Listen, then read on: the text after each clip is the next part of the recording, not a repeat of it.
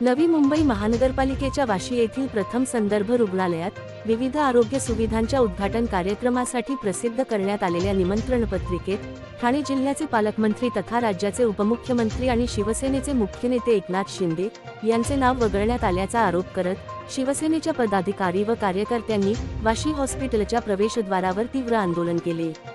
नवी मुंबई महानगरपालिकेत सत्ताधारी असलेल्या भाजपकडून जाणीवपूर्वक उपमुख्यमंत्री एकनाथ शिंदे यांचा अवमान करण्यात आल्याचा आरोप शिवसेना पदाधिकाऱ्यांनी केला।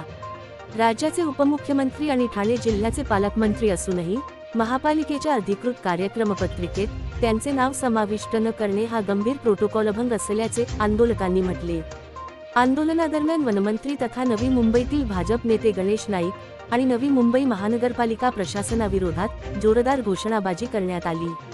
महायुती सरकारमध्ये शिवसेना आणि भाजप एकत्र असताना स्थानिक पातळीवर अशा प्रकारे मित्रपक्षाच्या प्रमुख नेत्याला डावलण्याचा प्रयत्न होत असेल तर तो राजकीय समन्वयावर प्रश्नचिन्ह निर्माण करणारा असल्याची भूमिका याप्रसंगी शिवसेनेने मांडली। पालिका प्रशासन, नवी मुंबई।